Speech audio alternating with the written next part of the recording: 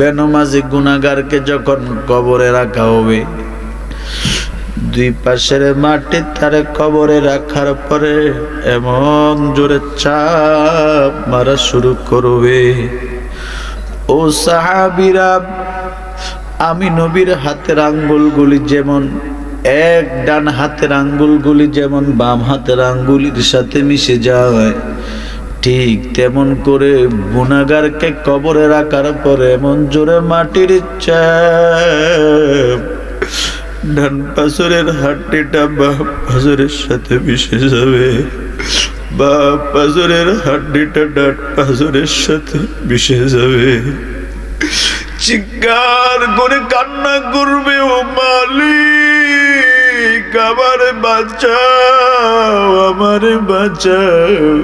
কেউ তার কান্নার আওয়াজ শুনবে না। এরে নবীর উম্মত সাহাবীরা কো রাসূল আর কোন শাস্তি কবরে? রাসূল কয় হ্যাঁ, এটা এক নাম্বার। দুই নাম্বার শাস্তি বড় কঠিন। কি শাস্তি? রাসূল কয় সাহাবীরা রে, গুনাহগারকে যখন কবরে রাখবে, একটা নয় দুটো নয় 70 থেকে 99টা বড় বড় কালো সাপ দুই দিক থেকে বাইর হবে। বাইর হয়ে ব্যক্তিটাকে এমন করে পেঁচা ফেলবে, পেঁচাইতে পেঁচাইতে তার মাথার উপরে গিয়া ওই সাপগুলি তাকে এমন করে কামড়াইতে থাকবে, কামড়ানি শুরু করবে। রাসূলের সাহাবীরা কো নবী কতদিন কামড়াবে? কইলা ইয়াউমিল কিয়ামা, কিয়ামত পর্যন্ত কামড়াইতে থাকবে। এবার রাসূলের সাহাবীরা কো নবী এই যে কামড়াবে সাপগুলার বিষ কেমন হবে? রাসূল কয়েকটা সাপ যদি একবার আঘাত করে কমপক্ষে 40 বছর পর্যন্ত বিষ থামবে না। এরে নবীর উম্মত, এরে যুবক ভাই, পা ধরে বলি গুনাহ নিয়ে কবরে যাইও না রে বাবা। রাসূল কো সাহাবীরা আরো আছে,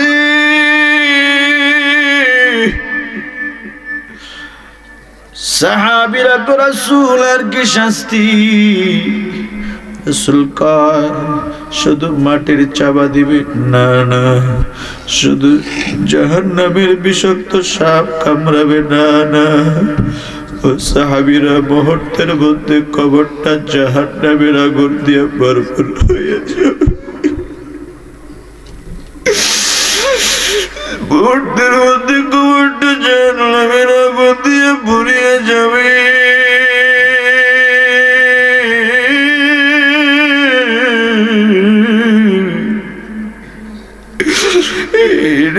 নবীর উম্মত, দুনিয়াতে আগুন লাগলে ধোঁয়া পড়ে যায়। রাসূল কয় সাহাবীরা রে, জাহান্নামের আগুন কেমন হবে জানোস? কয় জাহান্নামীদেরকে যে আগুনে আমার আল্লাহ পালাবে, ওই জাহান্নামীদের শুধু চামড়া জ্বলবে না, গোশত জ্বলবে না। আল্লাহর নবী বলেন ওই জাহান্নামীদের কলিজাটা জ্বলে গুনাহ হয়ে কয়লার মতো কালো হয়ে যাবে। এরে যুবক, অথচ আজকে তোর স্ত্রী কয় দাড়ি রাখিও না, তোমাকে দাড়ি রাখলে বুড়া বুড়া লাগে। তুই তোর স্ত্রীর কথায় নবীর সুন্নতে দাড়িটা তুই ফালায়া দিলি। নবীরে চিনলি না রে মুমিন, নবীরে যদি চিনতি তাহলে দাড়ি ফালাইতি না, মা বাবারে কষ্ট দিতা না, আল্লাহ ওয়ালার বিরোধিতা করতি না। सूरज ने दिया अपने शुआओं को ये पैगाम, सूरज ने दिया अपने शुआओं को ये पैगाम, दुनिया की अजब चीज कभी सुबह कभी शाम, दुनिया की अजब चीज कभी सुबह कभी शाम। दुनिया में हो दुनिया का तलबगार नहीं हो, दुनिया में हो दुनिया का तलबगार नहीं हो, बाजार से गुजर हो खरीदार नहीं हो, बाजार से गुजर हो खरीदार नहीं हो, हमर दयाल मौला रे।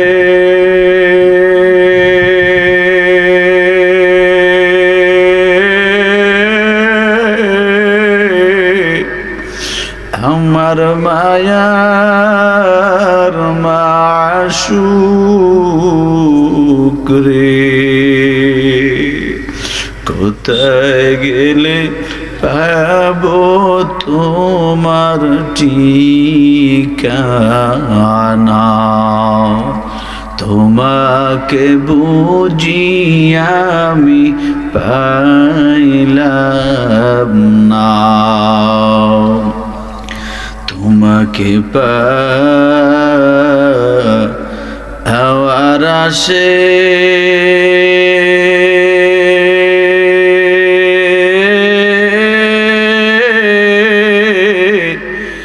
ঘুরি আমি দেশ বিদেশে, তোমাকে পাওয়ার আশে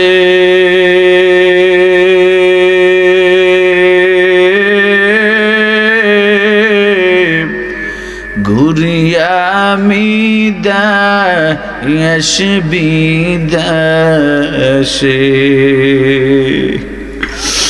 ইস্তেমার ময়দানে করলাম বিছানা, কোরআনের বাগানে করলাম বিছানা। সকলে জবান খুলে পড়েন আলহামদুলিল্লাহ। পূর্ব পৈল হিলফুল হুজুল ইসলামী যুব সংগঠনের উদ্যোগে ৩৬তম বার্ষিক ইসলামী মহাসম্মেলনের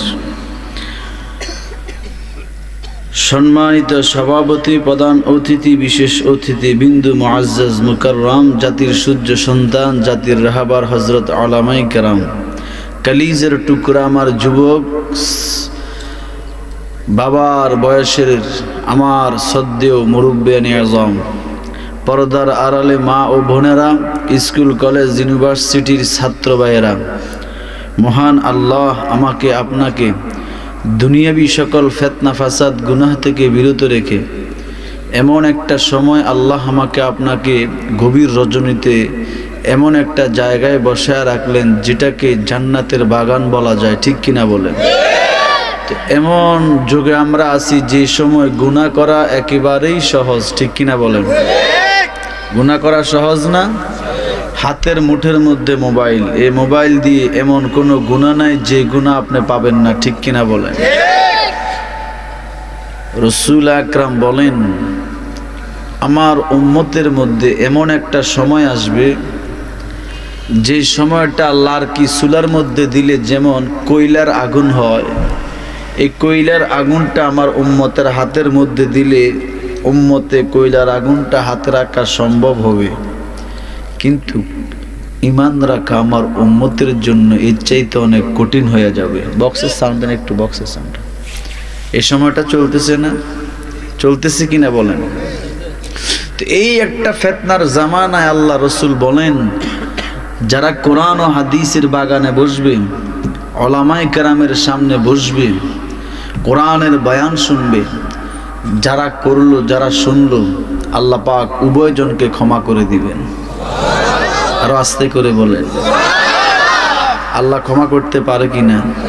আল্লাহর ক্ষমতা আছে কিনা? আল্লাহ যদি ক্ষমা করে কারো কাছে জবাব দেওয়া লাগবে?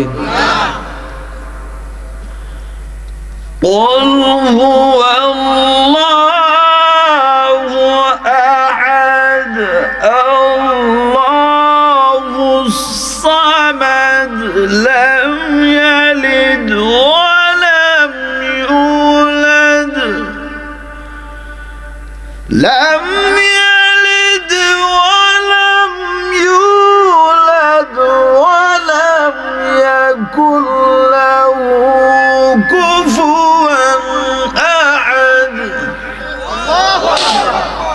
আল্লাহ কয়জন? সবাই কয় না, সন্দেহ আছে কারণ? আল্লাহ কারো মুখাফেক কিনা? আল্লাহুস সামাদ। আল্লাহ আমি কারো মুখাফেক কিনা। আমি যদি তোমাদের সকলকে আজকে মাফ করে দেই, কারো কাছে জবাব দেওয়া লাগবে না, ঠিক কিনা বলে? আর আল্লাহ যদি জাহান্নামে দিয়ে দেয়, তাও কোনো প্রশ্ন করার কোনো অধিকার নাই। আল্লাহর এক বান্দা কিয়ামতের ময়দানে উঠবে, হাদিস শরীফে আসছে, উঠে আল্লাহর কাছে বলবে, আল্লাহ আমি আপনার দয়া জান্নাত চাই না, আমার আমলের বিনিময়ে জান্নাত চাই। আল্লাহ দেখবে যে তার ঈমান ঠিক, আমল ঠিক। আল্লাহ তো ওয়াদা করেছিল যাদের ঈমান ঠিক থাকবে, আমল করবে, তাদের জন্য আমি আল্লাহ জান্নাত দিয়ে দিলাম। ইন্নাল্লাযীনা আমানু ওয়া আমিলুস সালিহাত وعملوا الصالحات كانت لهم جنات الفردوس نزلا। আল্লাহ বলেন যাদের ঈমান আনবে, নেক আমল করবে, তাদের জন্য আমি আল্লাহ জান্নাত নির্ধারণ করে রাখলাম। কোন জান্নাত? জান্নাতের মধ্যে সবচাইতে দামি জান্নাত জান্নাতুল ফিরদাউস। আল্লাহর বান্দা কিয়ামতের ময়দানে আল্লাহর সামনে দাঁড়াকো, মালিক আপনি বলছেন বান্দা যদি ঈমান আনে, নেক আমল করে, এই বান্দার ঈমান এবং নেক আমলের কারণে আপনি বান্দাকে জান্নাত দিবেন। ও আল্লাহ, বক্স বাজে না? ও আল্লাহ আপনি আমাকে জান্নাত দিয়া দেন, আপনার দয়ায় জান্নাত চাই না। এবার থাকো। আল্লাহ কই যা, আমি তোরে জান্নাত দিয়া দিলাম। বান্দাটা যখন জান্নাতের পথে রওনা করলো, হঠাৎ করে পথের মধ্যখানে পানির পিপাসা লেগে যাবে। পানির পিপাসায় বান্দার রূহ যেন বাইর হয়ে যায়। ফেরেশতাদেরকে বলবে, ও ফেরেশতারা, জান্নাত আর কত দূর? কই তো সামনে। আরে ফেরেশতারা, আমার এত বেশি পানির পিপাসা লেগেছে, আমার পানির পিপাসার কারণে মনে হয় যেন আমার রূহটা বাইর হয়ে যাবে, আমাকে পানি দাও। এখানে পানি নাই। হঠাৎ করে একটা ব্যক্তি পানির পেয়ালা নিয়ে হাঁটবে, বলবে কার পানি লাগবে? জান্নাতি ব্যক্তিটা বলবে আমারে দাও। কি দিবা? এমনি তো দিব না, বিনিময়ে দাও। টাকা আসেনি? টাকা আছে, পয়সা আছে, গাড়ি বাড়ি আছে কিছু? এগুলো তো দুনিয়াতে, ঠিক কিনা? দুনিয়াতে গাড়ির মালিক কেউ, বাড়ির মালিক কেউ, সম্পদের মালিক কেউ, টাকার মালিক। দুনিয়ার লাইনে এক একজন এক একটার মালিক।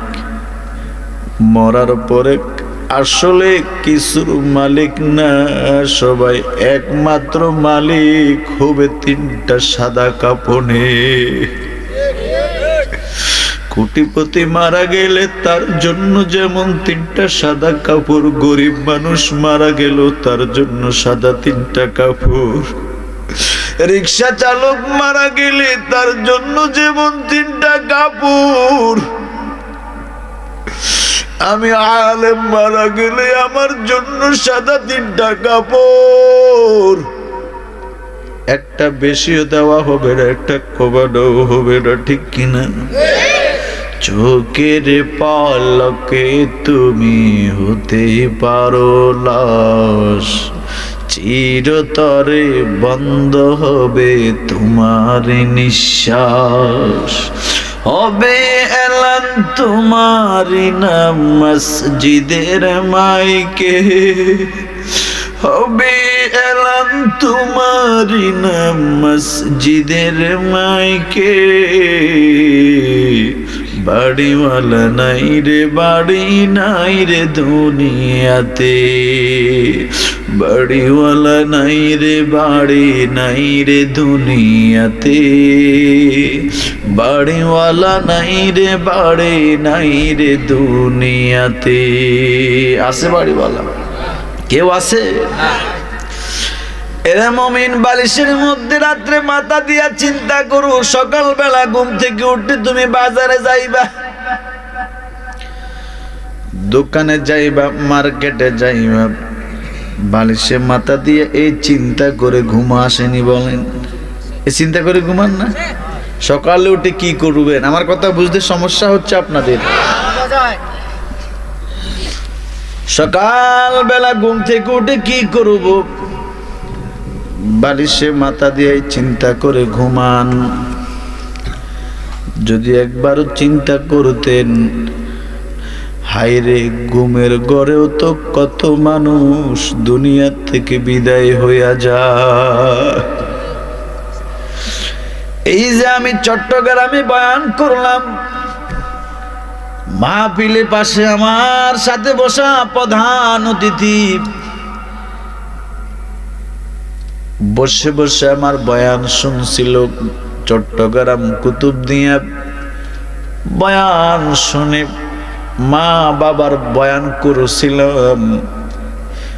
ওই ব্যক্তিটা এত বেশি কান্না করেছিল, চোখের পানি ছিঁড়ে মুনাজাতে এত পরিমাণ কান্না করেছিল, আমার মনে হয় তার দিলে খবর হয়ে গেছে এটাই মনে তার জীবনের শেষ মুনাজাত। আজকে যারা ঠান্ডার মধ্যে কোরআনের বাগানে বসছো, হতে পারে এটাই তোমার জীবনের শেষ বসারে মুমিন।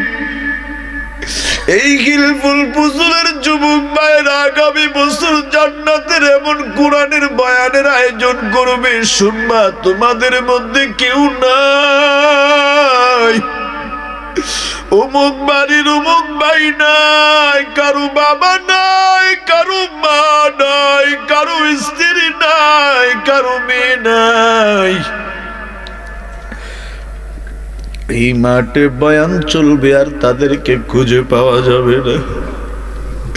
ওই বান্দাটা আমার সাথে মুনাজাত দিল, একই সাথে খানা খাইতে গেলাম, কয় হুজুর আমি খানা খাবো না, আমার কাছে ভালো লাগে না।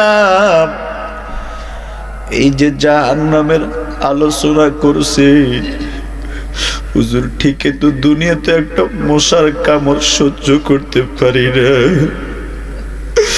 দুনিয়াতে মশার কামড় সহ্য করতে পারি না। ওই মশার কামড় থেকে বাঁচার জন্য মশারি লাগা, ঘুমাও রে যুবক। আর গুনাহ নিয়া যদি আল্লাহ না করুক কবরে ঢুকো, বেনমাজি হইয়া যদি কবরে যাও, মায়ার নবী সাহাবীদেরকে কবরের কিনারে দাঁড়া বলো, সাহাবীর এটা কি হুজুর, এটা তো একটা মাটির ঘর। রাসূল কয় সাহাবীরা না না, যদিও দেখে এটা মাটির একটা ঘর, কিন্তু সাহাবীরা আসলে তো এটা মাটির ঘর না, মাটির ঘর না। সাহাবীরা কয় রাসূল তাহলে এটা কি? নবী বলেন, ক্বালান নবী সাল্লাল্লাহু আলাইহি ওয়াসাল্লাম, আল কবরু রাউযাতুম মির রিয়াজিল জান্নাহ আও হুফরাতুম মিন হুফারিন নার। রাসূল কয় সাহাবীরা এটা মাটির ঘর দেখো না, না, যারা আমল করে কবরে যাবে, ঈমান নিয়ে কবরে যাবে, তাদেরকে কবরে রাখার সাথে সাথে লামাদাবিল বাসার, চোখের দৃষ্টি যত দূর যাবে কবরটা তাদের জন্য অতটা প্রশস্ত হয়ে যাবে। আর যারা গুনাহ নিয়ে কবরে ঢুকবে, মা বাবার খেদমত করবে না, আল্লাহওয়ালাকে বন্ধু বানাবে না, কোরআনের বিপক্ষে বলবে, ওলামায়ে কেরামের বিপক্ষে বলবে, ইসলামের বিপক্ষে বলবি, মসজিদ মাদ্রাসার বিপক্ষে যারা অবস্থান নিবে, যারা আল্লাহর হুকুম মানবে না, সাহাবীরা কবরটা তাদের জন্য আও হুফরাতুম মিন হুফারিন নার, কবরটা তাদের জন্য জাহান্নামের একটা গর্ত হয়ে যাবে। রাসূল বলে, কবর যদি জাহান্নামের গর্ত হয় কি শাস্তি দিবে কবরে? এর এলাকার যুবক যারা দোকানপাটে বসে আছো, মোবাইলে তো কত সময় কাটাও আছে না নাই? কত রাত আমার মোবাইলে কাটাইছি রে যুবক, কত রাত আমি গায়ে হলুদের অনুষ্ঠানে নাচানাচির মধ্যে কাটাইছি, কত রাত আমি সিনেমা হলে কাটাইছি, জুয়ার আড্ডায় কাটাইছি, ক্যালাম বোর্ড খেলায় কাটাইছি, লুড্ডু খেলায় কাটাইছি। এমন কোন রাত নাই যেই রাত্রে আমি গুনাহ করি নাই, এমন কোন দিন নাই যেই দিন আমি গুনাহ করি নাই। এরে নবীর উম্মতের দল, অতএব বলবো যারা গুনাহ করেছো, অন্যায় অপরাধ করেছো, আজকে একটা সুবর্ণ সুযোগ তোমাদের জন্য করে দিয়েছি।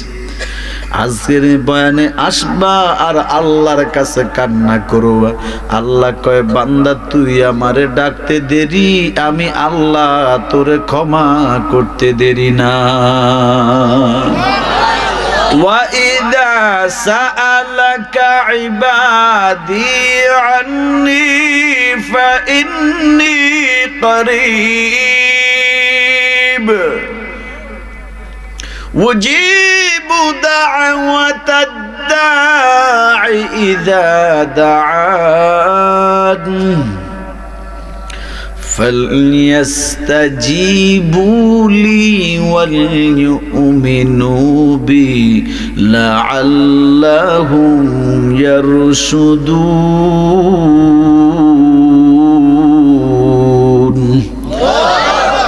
ও নবী, আমার বান্দারা যদি প্রশ্ন করে আমি আল্লাহ কই, বলবেন ফাইন্নী কারীব, আমি বান্দার অতি নিকটে, অতি নিকটে।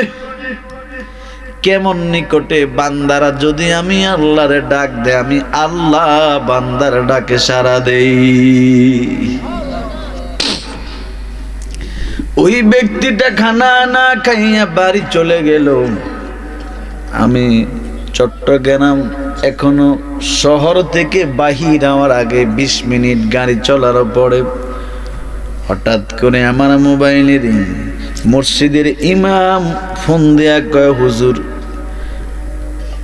আপনার পাশে যে প্রধান অতিথি বসা ছিল, ফ্ল্যাশলাইটটা বন্ধ করেন, ওই প্রধান অতিথি একটু আগেই দুনিয়া থেকে বিদায় নিয়ে গেল।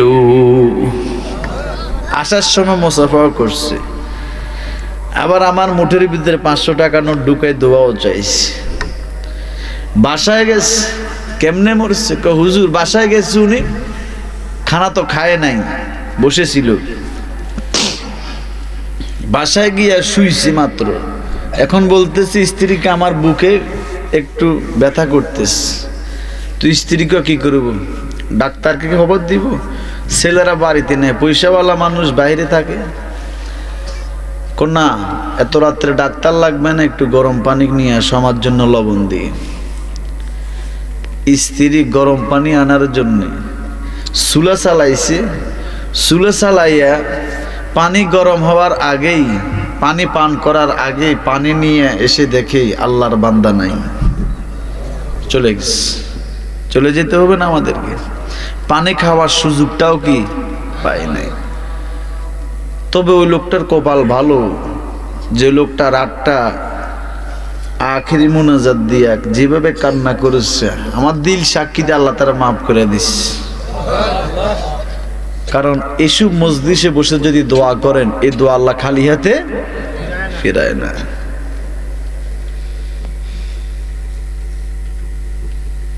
কম পক্ষে এই মজলিসে বসলে 50 লক্ষ নেকি লেখা হয়। সুবহানাল্লাহ। এটা হলো কমের হিসাব, বেশি কত দেবেন এটা আল্লাহ ভালো জানেন, ঠিক কিনা বলেন? তো কষ্ট হচ্ছে আপনাদের, আর একটু বলবো তো ইনশাআল্লাহ।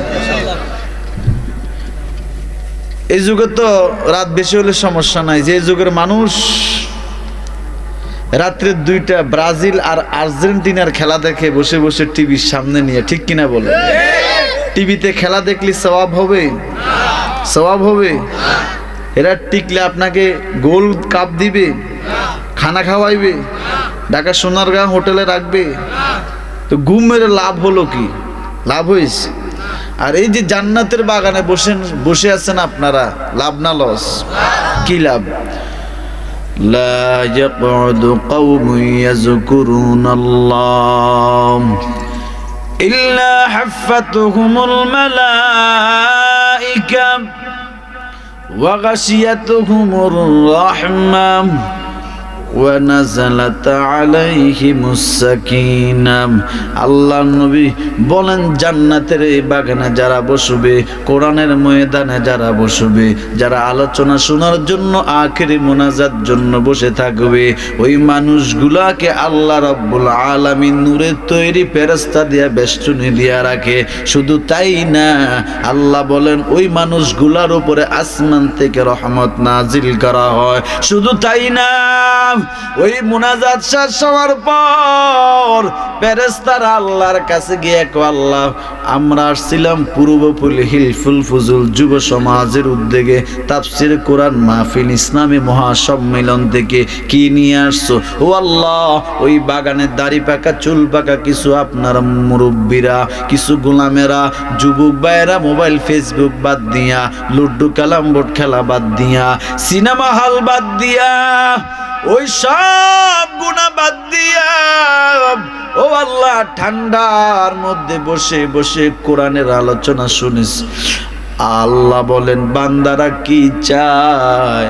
ও আল্লাহ, বান্দারা আখিরি মুনাজাত দিয়ে আপনার কাছে কিছু দরখাস্ত করেছে। কি দরখাস্ত?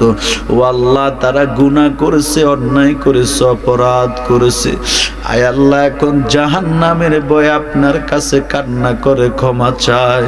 আল্লাহ কো ফেরেশতারা, তারা কি আমি আল্লাহর বানানো জান্নাত দেখছে কিনা?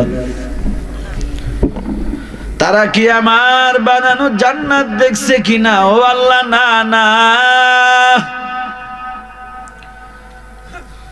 এরে ফেরেশতারা, আমার যে গোলামেরা আমি আল্লাহর বানানো জাহান্নাম না দেখিয়া জাহান্নামের ভয়ে কান্না করে, এরে ফেরেশতারা বল, যদি আমার বান্দারা আমি আল্লাহর বানানো জাহান্নাম দেখতো তাহলে তাদের অবস্থা কেমন হতো? ফেরেশতারা কো, আল্লাহ, যদি বান্দা 2 চোখে আপনার বানানো জাহান্নামের আগুন দেখতো তাহলে বান্দারা মৃত্যু পর্যন্ত সিজদা করে কান্না করতো। এরে মুবিন, আল্লাহ কো আর কি চায়? ও আল্লাহ, তারা জান্নাত চায়। আল্লাহ কো ফেরেশতারা, তারা আবার বানানো জান্নাত দেখছে নাকি? কয় আল্লাহ, না না। এরে ফেরেশতারা, আমার যে বান্দারা আমি আল্লাহর বানানো জান্নাত না দেখিয়া জান্নাতের আশা করে, এই ফেরেশতারা তোরা সাক্ষী থাক, আমি আল্লাহ তাদেরকে আমার দামি জান্নাতের মালিক বানায়া দিলাম। আল্লাহ আল্লাহ क्या मुबारक नाम है, अल्लाह अल्लाह आशिकों का काम है, अल्लाह अल्लाह इचे शीरी निस्तुनाम शीर शकर्मी कुनद जानम तमाम। बाहर থেকে এটার আওয়াজটা একটু বক্সকে কি ডিস্টার্ব করতেছে, বক্সের আওয়াজটা একটু অ্যাকুরেট করে দেন। এরে নবীর উম্মতের দল, আল্লাহ নবী সাহাবীদেরকে বলো, সাহাবায়ে কেরাম মনে আছে কবরের কথা? ও নবী, নবী কয় যাদের জন্য কবরটা জাহান্নামের গর্ত হবে তাদের জন্য কি শাস্তি হবে?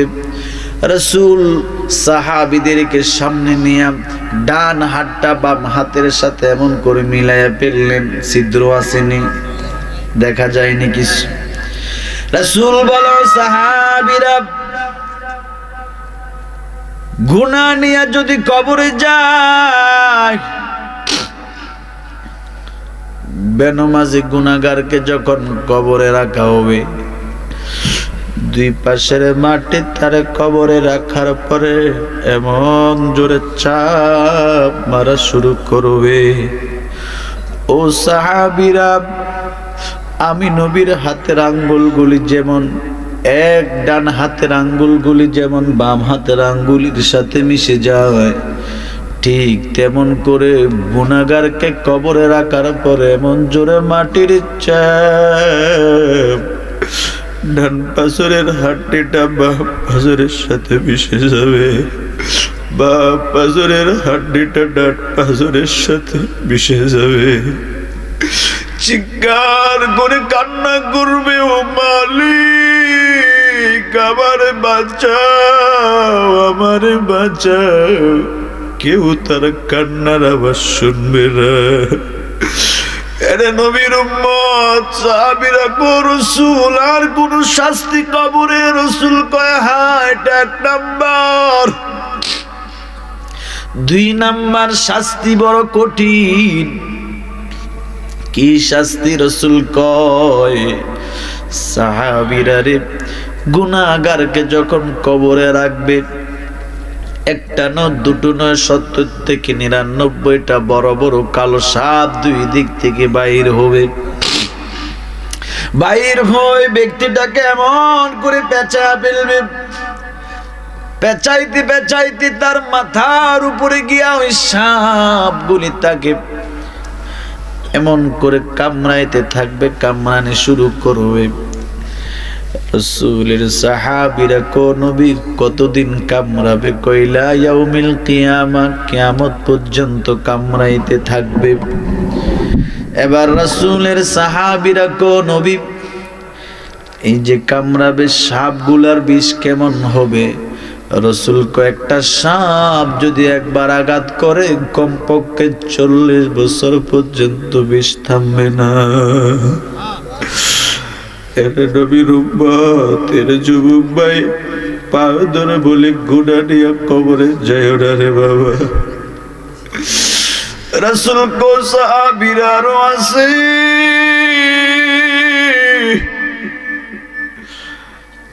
সাহাবীরা কো রাসূল আর কি শাস্তি? রাসূল কয় শুধু মাটির চাবা দিবে না, না শুধু জাহান্নামের বিষাক্ত সাপ কামড়াবে না, না। ও সাহাবীরা, মুহূর্তের মধ্যে কবরটা জাহান্নামের আগুন দিয়ে ভরপুর হয়ে যাবে। মুহূর্তের মধ্যে কবরটা জাহান্নামের আগুন দিয়ে ভরিয়ে যাবে।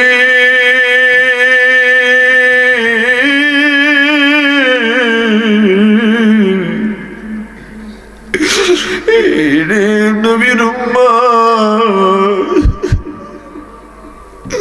দুনিয়াতে আগুন লাগলে ধোঁয়া পড়ে যায়। রাসূল কয় সাহাবীরা রে, জাহান্নামের আগুন কেমন হবে জানোস? কয় জাহান্নামীদেরকে যে আগুনে আমার আল্লাহ পালাবে, ওই জাহান্নামীদের শুধু চামড়া জ্বলবে না, গোশত জ্বলবে না। আল্লাহর নবী বলেন ওই জাহান্নামীদের কলিজাটা জ্বলে গুনাহ হয়ে কয়লার মতো কালো হয়ে যাবে। আল্লাহ আমাদের সকলকে জাহান্নামের কঠিন আগুন থেকে মুক্তি দান করুন বলি আমিন। রাসূল আকরাম, রাসূলের সাহাবী হযরত আবু বকর সিদ্দিক রাদিয়াল্লাহু তাআলা আনহু গভীর রাতে উঠে কান্না করতেন। হযরত ওসমান গভীর রজনীতে উঠে কান্না করতেন। ওসমান গভীর রজনীতে উঠিয়া কবরের কিনারে দাঁড়ায় দাঁড়ায় উযু করিয়া দাঁড়ায় দাঁড়ায় গভীর রাত্রে কান্না করতেন। মানুষগুলা ওসমানের কান্নার আওয়াজ শুনে ঘুম ভেঙে উঠে যাইত। ও ওসমান, আপনি তো ধনী মানুষ, আপনি গভীর রাত্রে উঠে কবরের কিনারে দাঁড়ায় দাঁড়ায় কেন এত উচ্চ সুরে আওয়াজ করে কান্দেন? ওসমান কয়, আমি কবরকে বড় ভয় পাই, আমি একলা কবরে কেমনে থাকবো?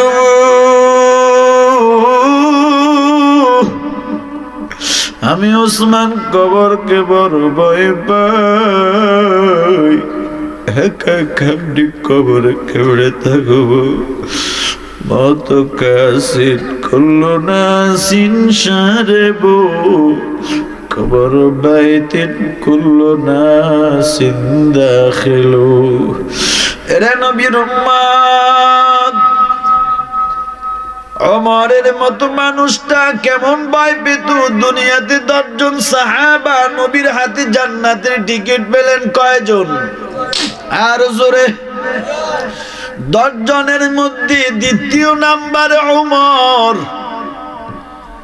এই ওমর, প্রথম নাম্বার আবু বকর, দ্বিতীয় নাম্বার ওমর। রাসূল একদিন আবু বকরের মেয়ে আয়েশাকে ওই চাঁদের মিটি মিটি আলোর মধ্যে বসে আছে, ডাক দেয়া করে, আয়েশা উপরের দিকে তাকাও, এই যে তারকা দেখো? কয়, হ্যাঁ তারকা দেখা যায়। আয়েশা, এই আকাশের তারকার চাইতে আমার ওমরের আমল অনেক বেশি। আয়েশা এই কথা শুনে যদিও সুবহানাল্লাহ বললেন, কিন্তু মনে মনে একটু রাগ। ওমরের কথা বললেন, আমার বাবা আবু বকরের কথাটা তো বললেন না।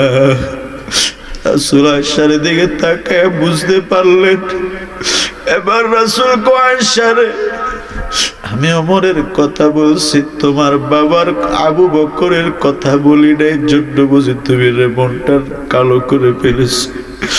এরে আয়েশা শুন, আমার আবু বকরের এত আমল, এত বেশি আমল আমার আবু বকরের। এরে আয়েশা, তোমার বাবা আবু বকর যেই দিন আমি নবীর সাথে হিজরতের সাথী হয়েছে, যেই দিন আমি নবী মক্কার জমিন ছেড়ে হিজরত করে মদিনায় যাই, এই মক্কার কাফের বেঈমানদের জ্বালা আমি মক্কায় থাকতে পারি নাই। রাসূল যেদিন হিজরত করবেন, হিজরতের রজনীতে রাসূলকে হত্যা করার চেষ্টা করলো কাফেররা, চতুর্পাশে নবীর বাড়ি ঘেরাও করলো, আজকে নবীকে হত্যা করে ফেলবে। আল্লাহ যাকে বাঁচায় দুনিয়ার কেউ মারতে পারে না, ঠিক কিনা? আর আল্লাহ যারে মারে দুনিয়ার কেউ তারে বাঁচাইতে পারে না, ঠিক কিনা? আল্লাহ যারে ইজ্জত দেয় কেউ তারে বেইজ্জতি করতে পারে না রে ভাই। আল্লাহ যারে বেইজ্জতি করে দুনিয়ার কেউ তারে ইজ্জত দিতে পারে না, ঠিক কিনা বলেন? আরে নবীর উম্মতের দল আল্লাহর নবীকে হত্যা করার চেষ্টা করলো, আল্লাহর নবীকে কৌশলে বাহির করে নিয়ে গেল। আল্লাহর রাসূল যেতে যেতে যেতে যেতে আবু বকর সিদ্দিকের বাড়ি গভীর রজনীতে চলে গেল। মনোযোগ আছে আপনাদের? কষ্ট হচ্ছে? আমি কি আর আগামীকালকে থাকবো এখানে? আমি ওয়াজ করব আর আপনারাও আসবেন? আজকে তো শেষ, এক রাতে বছরে একবার কষ্ট, ঠিক কিনা বলে? তবে আপনাদের থেকে আমার কষ্ট 3 ফল। কি ফল? 3 ফল। আমার মাহফিলি এত কষ্ট হয় না কোনো মাহফিলে যাইতে, আজকে যত কষ্ট হয়েছে। যে জাম পড়ছে আপনাদের শায়েস্তাগঞ্জ সদরে, চতুর্পাশে 5-6 কিলো জাম। আসার আমি যে আসবো এখানে আশা ছাড়ে দিছি, 6 কিলো জার্নি করে আপনাদের যাও লাকসাম থানা থেকে কুমিল্লায় এই সব ওভারটেক করে 6 ঘন্টা জার্নি করে যাও আসলাম শায়েস্তাগঞ্জ। এখানে আসি বিশাল দামে আল্লাহর হুকুম। যাক একজন মানুষ পাইছে আপনাদের সিলেটেরই, উনি দেখিয়ে আনলে আমি বয়ানে যাবো এমনি এমনি। কমিটির তো প্রশ্নের সম্মুখীন, ঠিক কিনা বলেন? হুজুরে দাওয়াত দেওয়া নাই, আসে নাই, বিভিন্ন প্রশ্ন করে, ঠিক কিনা বলেন?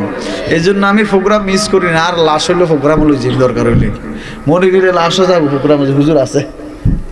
তো এই জন্য আমি ওখানে আসি, বিশাল জামে পড়ে গেছি। তো একটা লোক আলহামদুলিল্লাহ আমাদেরকে একটা রাস্তা দেখাই দিচ্ছে যে হুজুর যেতে মাহফিলে যাবই আপনাদের সিলেটে বাসা, উনি বলিয়ে আমার একের পিকআপটা সামনে দিয়ে টানি টানি মাশাআল্লাহ দিলে রাস্তাটা দেখাই দিছে। আল্লাহ ভাইকে নেখায় দান করুক,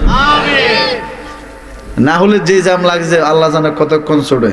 এরা হয়তো মুনাজাত দিমু, মুনাজাত দিয়ে আপনারা তো যার যেমন বাড়িতে যাই ঘুমাইবেন, ঠিক কিনা? আমি হজর হইতে বোঝাই মাদ্রাসা হজর হইতে পারিনি, এটাও সন্দেহ আছে, যে জাম দেখি এসছি। তো যাক দোয়া করেন আল্লাহ যাতে কষ্ট মেহনত, আমি মুসাফির মানুষ আপনাদেরকে নিয়ে গভীর রজনী একটু হাত তুলব, আল্লাহ যাতে আমাদেরকে কবুল করেন, ক্ষমা করেন। জীবনের হতে পারে এটাই প্রথম দেখা, এটাই আবার শেষ দেখা, ঠিক কিনা বলেন? জীবনের তো কোনো গ্যারান্টি নেই।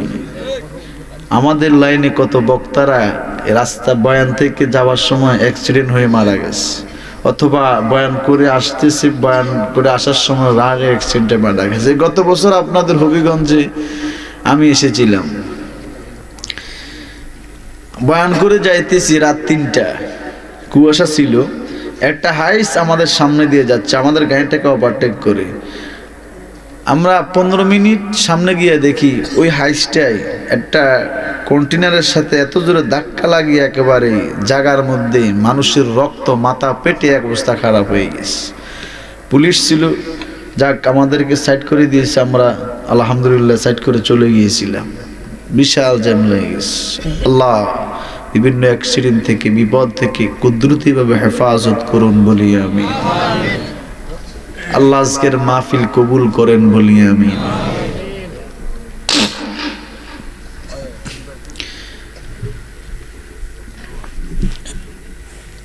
গভীর রজনীর দিন নবী চলে গেলেন আবু বকর সিদ্দিকের বাড়ি, দরজার সামনে দাঁড়ায় নবী দরজা লক করলেন। আবু বকর একটা মাত্র ডাক দিছে, আবু বকর ভিতর থেকে আওয়াজ দিলেন লাব্বাইক ওয়া সাদাইক।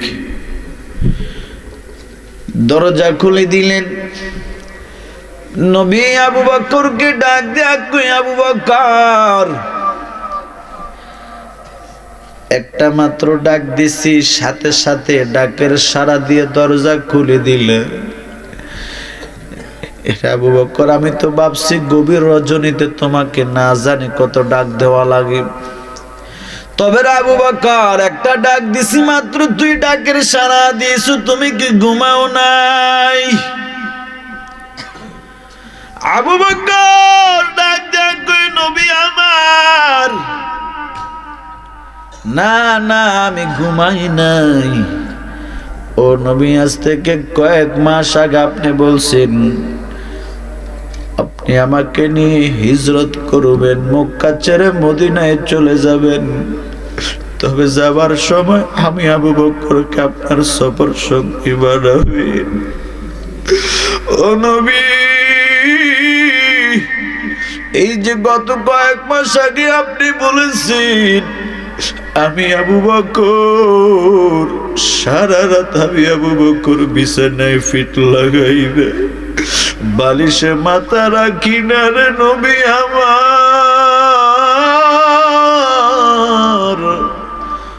আমি দরজার সাথে ফিট লাগায়া দাঁড়ায় তাকে কখন আবার নবী সে ডাক দিবেন আবু বকর। ও নবী, আপনি এসে যদি ডাক দেন আর আমি আবু বকর যদি আপনার ডাকে সাড়া দিতে না পারি, আপনার বড় কষ্ট হবে। এরে নবীর উম্মত, চিন্তা করো, শুধু নবী বলছে হিজরত করতে যাবে, রাত্রের বেলা ঘুমায় নাই, আর তুমি আর আমি নবীর উম্মত দাবি করি, অথচ নবীর মহাব্বতে মুখের মধ্যে দাড়ি রাখতেও রাজি নাই। ঠিক কিনা বলেন? আমরা হলাম সিন্নি খাওয়ার আসে। কি খাওয়ার আসে? সিন্নি খাওয়ার আসে। আমরা খাইতে জানি, নবীর জন্য কিছু দিতে জানি না। ঠিক কিনা বলেন? অথচ সাহাবায়ে কেরাম ছিলেন নবীর সত্যিকার আশিক। কেমন আশিক? নবীর ইন্তেকালের পর বেলাল রাদিয়াল্লাহু তাআলা আনহু 6 মাস মদিনায় কোনো বেলালের কণ্ঠে আওয়াজ হয় না, বেলালকে খুঁজে পাওয়া যায় না। 6 মাস পরে রাসূল বেলালের স্বপ্ন দেখাইছে, রে বেলাল, আমি রাসূল নাই, তুই বেলালের আজান আমি নবী মসজিদে নববীতে শুনি না। বেলাল নবী স্বপ্ন দেখা দেওয়ার পরে বেলাল মদিনায় আসলেন। মদিনায় আসার পরে মানুষ বেলালকে জড়ায়া ধরে কান্না করে, বেলাল এতদিন কই ছিলা? কতই না খোঁজা খুঁজেছি। এরে বেলাল, আল্লাহর রাসূল তোকে মসজিদে নববীর মুয়াজ্জিন নিযুক্ত করেছে। ও বেলাল, তোমার কণ্ঠের আজান এত সুন্দর,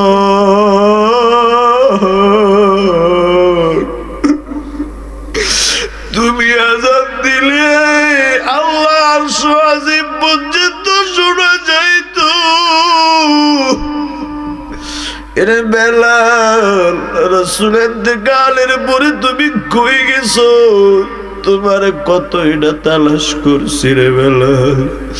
যেহেতু এসে গেছো, আজকে তোমার কণ্ঠে মসজিদে নববীতে একটু আজান দিয়ে দাও।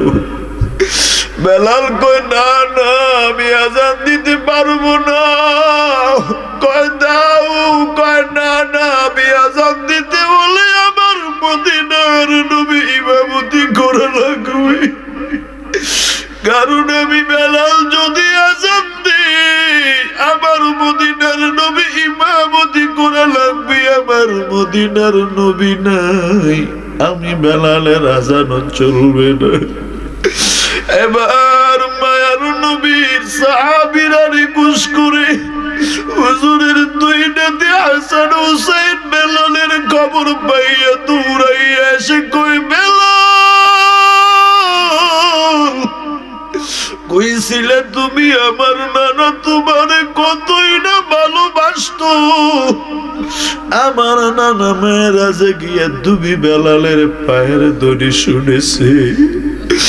আমার নানা আপনার এই মসজিদে নববীর মুয়াজ্জিন বানাইছে।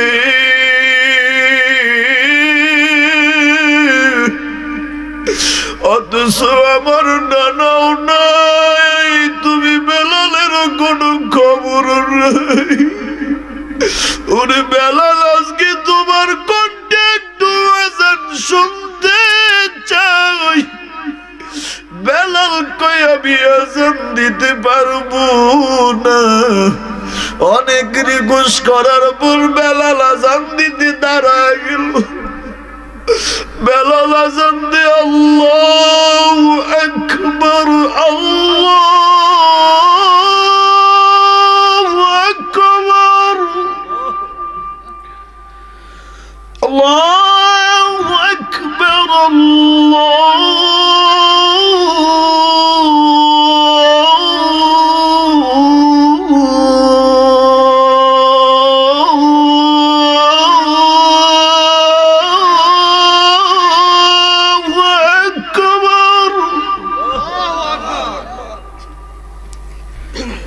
أشهد أن لا إله إلا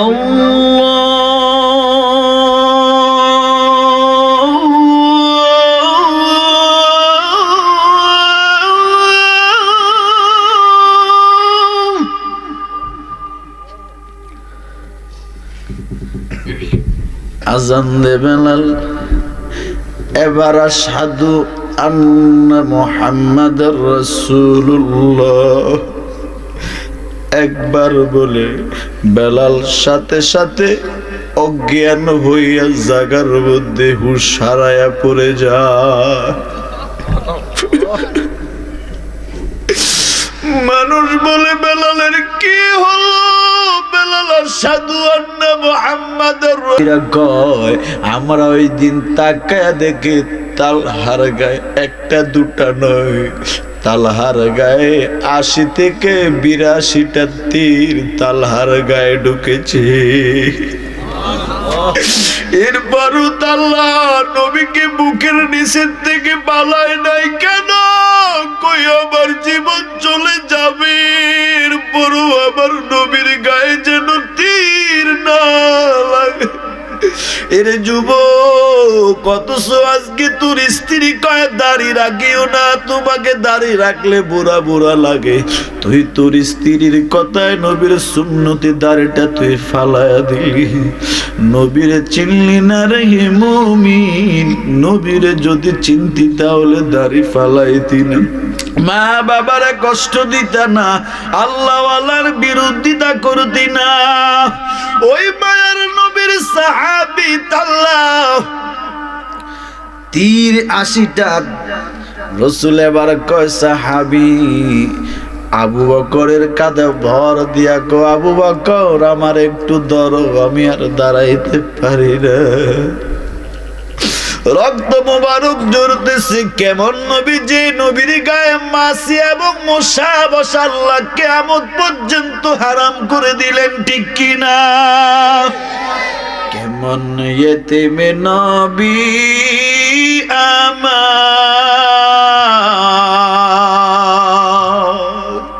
পিতা মাতা নাই যে তাহার, এরপরেও কত মারা মারলো কাফের দুশ্মনে। নবী বিন কে তরাবে ফুলসিরাত মিজানে, নবী বিনে কে তরাবে ফুলসিরাত মিজানে।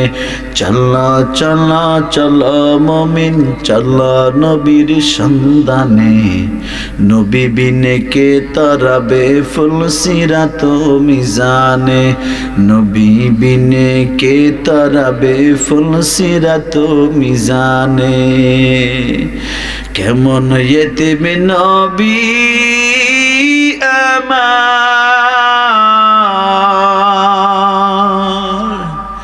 গিয়া দেখো ওই সোনার মদিনা। নবী কবর জিন্দা আসেনি। নবীর উম্মত সালাম দিতে দেরি, সালামের জবাব দিতে দেরি না। এটাই হলো আহলে সুন্নাত ওয়াল জামাতের আকীদা।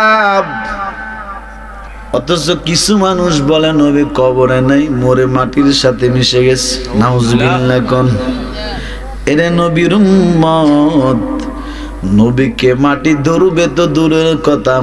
আম্মা জানা আয়েশা কয়, নবী বাথরুমে যাইতেন, প্রস্রাবখানা যাইতেন, আমি আয়েশা একটু পরে গিয়ে দেখতাম ওই নবীর পায়খানা মোবারক, প্রস্রাব মোবারক আমি আয়েশা দেখি নাই। কারণ জমিন মায়ার নবীর পায়খানা বক্ষণ করার অপেক্ষা, জমিন অপেক্ষা আছে রহমাতাল লিল আলামিনের পায়খানা মোবারক নেওয়ার জন্য। রাসূল আয়েশা বলে, আমি দেখি নাই কখনো রাসূলের প্রস্রাব পায়খানা, আমি দেখি নাই কখনো। রাসূল বাথরুমে গেছেন, আমি সাথে সাথে পরে ঢুকছি যে রাসূল পায়খানা গেলেন, আমি গিয়ে দেখি নাই, জমিন বক্ষণ করে নিয়েছেন। শুধু তাই না, আম্মা জানা আয়েশা কয়, রাসূল যখন রৌদ্র দিয়ে আমি আয়েশার ঘরে আসতেন, আমি রাসূলের গা মুবারক গুলি সীসা ভরে রাখতাম। মানুষ যখন আসতো, আমি রাসূলের ঘাম মুবারক মানুষের কাপড় লাগায়া দিতাম। মানুষ কয়, আয়েশা এটা কি এমন আতর দিছো, মেশকো আম্বরের চাইতেও বেশি গেরাম। ইমামুল আউয়ালিন আল আখিরিন, বহরে সাদাক বাকা রাহমাতাল লিল আলামিন শুধু মুজুদাস রাহমাতাল লিল আলামিন মসজিদে ও শুধু আমারো এই জমিন। কষ্ট হচ্ছে না? আর একটু সময় দেওয়া যাবে? ইনশাআল্লাহ। কারা কারা থাকবেন না হাত তোলেন।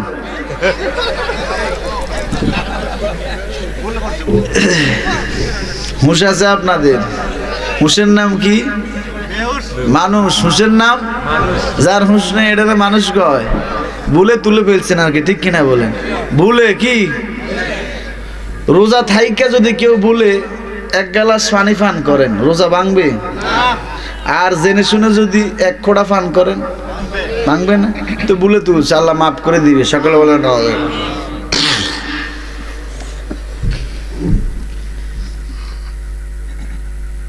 তো কি কথা বলতেছি মনে আছে আপনাদের? আম্মা জান আয়েশাকে আমি ঘাম দিতাম, মানুষ বলতো যে আম্মা জান আয়েশা কি দিলা। আবার আম্মা জান আয়েশার থেকে বুখারীতে একটা হাদিস এসেছে যে আম্মা জান আয়েশাকে আমি একদিন রাতের গভীরে সুই নিয়ে হাতের মধ্যে সিলাই কাজ করতেছিলাম। সিলাই কাজ বুঝেন তো? সিলাই কাজ করতেছিলাম। আম্মা জান আয়েশা বলেন হঠাৎ করে আমার বাতির তেল ফুরায় গেল, তেল শেষ হয়ে গেল। আমি সুই তালাশ করি, অন্ধকারে খুঁজে পাই না। হঠাৎ করে একটু পরে রহমতের নবী আমি আয়েশার ঘরে আসলেন। আমি আমার নবীর চেহারার আলোর বরকতে আমার হারানো সুইটা তালাশ করে নিলাম। চেহারাটা কেমন ছিল চিন্তা করেন, যার চেহারার আলোতে অন্ধকার থেকে সুই তালাশ করে নেওয়া যায়।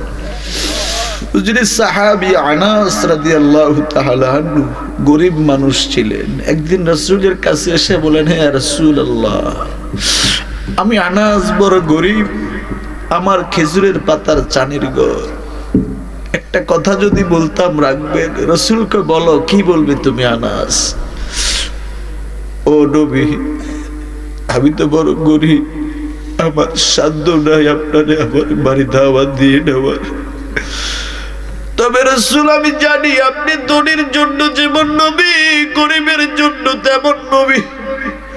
আপনি গরিবের জন্য যেমন রাহমাতাল লিল আলামিন, ধনীর জন্য রাহমাতাল লিল আলামিন। ও নবী, মনে যদি না নিতেন আমি আনাসের বাড়ি যদি একটু দাওয়াত গ্রহণ করতেন। নবী কো আনাস রে যা, আজকে রাত্রে আসার পরে তোর বাড়ি আমি আনাস দাওয়াত খেতে যাব। খুশি না বেজার? বিশ্ব নবী রহমতের নবী আনাসের বাড়ি যাবে। আচ্ছা, আপনার বাড়িতে যখন এসে যদি কোনো রিক্সা চালককে কয় যে কালকে দুপুরবেলা এমপি সাহেব তোর বাসায় খানা খাবে, ওই ব্যক্তিটা কত খুশি হবে না?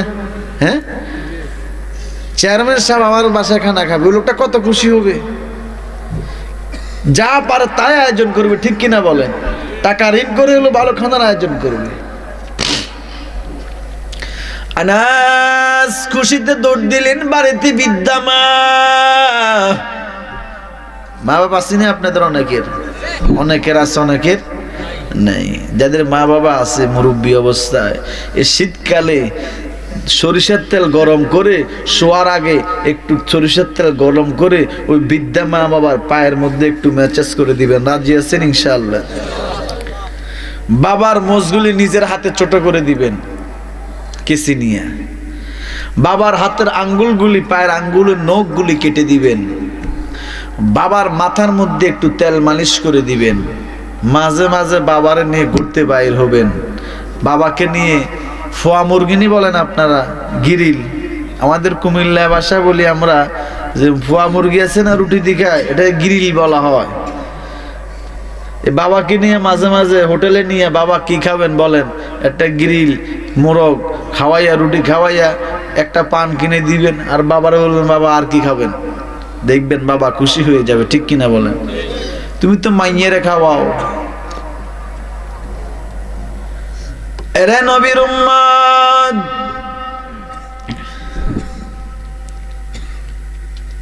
দিলের কান লাগায় শুনেন।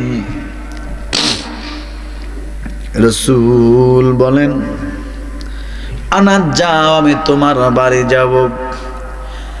এশার পরে আনাস নবীর বাড়ির দিকে রওনা। নবী আসতেছে, আসতেছে আর আসতেছে। আনাস বড় খুশ। আনাসের মারে কয়, মা, রহমতের নবী আজকে তুমি আর আনাসের ঘরে আসবে রে মা। নবী কি কোথায় বসাবো? নবী আনাসের মা কয়, আনাস আমরা বড় গরিব, রহমতের নবীরে কোথায় আনি বসাবি? ভালো জায়গাও না। আনাস কয়, মা, নবী এগুলা পছন্দ করে না। আনাসের দাওয়াতে নবী আসলেন, ঘরে বসলেন। এবার আনাসের মা ওই পর্দার আড়াল দিয়া রহমতের নবী, মায়ার নবীর চেহারা মোবারকের দিকে তাকাইয়াছে। একবার নবীর চেহারার দিকে তাকায়, নুরানি চেহারার দিকে তাকায়, আবার ওই পূর্ণিমার চাঁদের দিকে তাকায়। আনাস লক্ষ্য করলেন তার মা একবার নবীর দিকে তাকায়, আবার আকাশের চাঁদের দিকে তাকায়। আনাস প্রশ্ন করলেন, মা, আপনি একবার নবীর দিকে তাকান, আবার আকাশের চাঁদের দিকে তাকান, কারণ কি? আনাসের মা চোখের পানি ছেড়ে কয়, আনাস, আল্লাহর কসম, মদিনার নবী এত সুন্দর,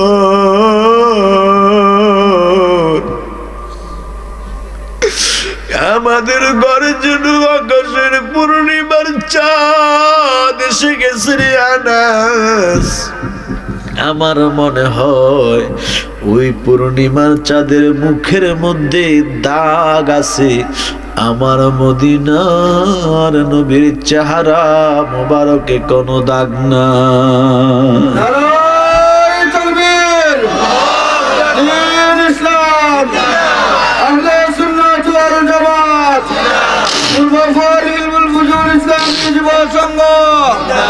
আল্লামা খুরশেদ আলম সিদ্দিকী সাহেব, শানে রাসূলুল্লাহ, নারায়ে তাকবীর। এরে নবীর উম্মতের দল,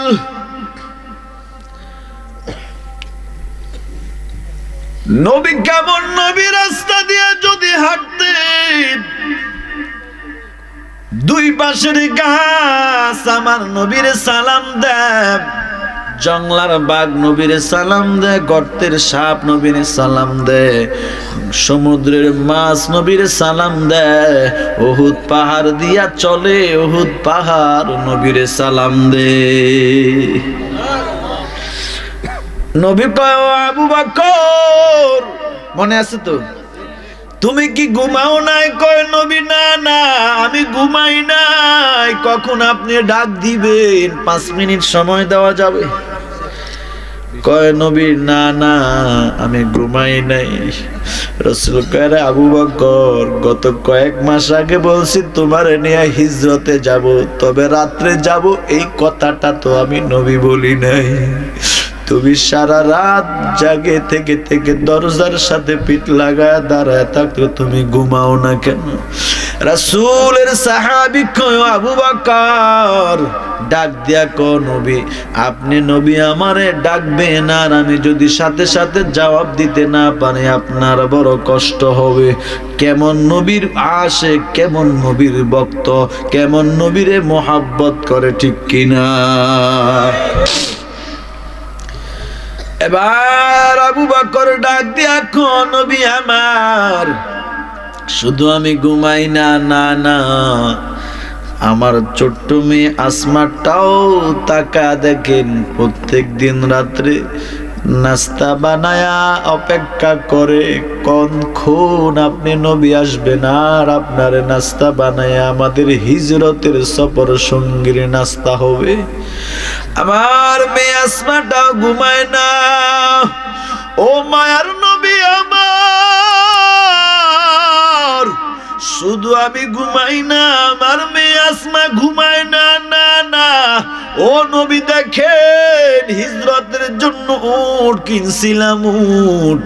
ও নবী তাকায়া দেখেন, এই উট গুলো ঘুমায় না, বারবার পথের দিকে তাকায় আছে কখন আপনি নবী আসবেন। এবার নবী ডাক দিয়া কয়, আবু বকর, আজকে তোমার কথা শুনে আমি নবী বড় খুশি, তবে দেওয়ার মতো আমার কাছে আজকে কিছু নাই।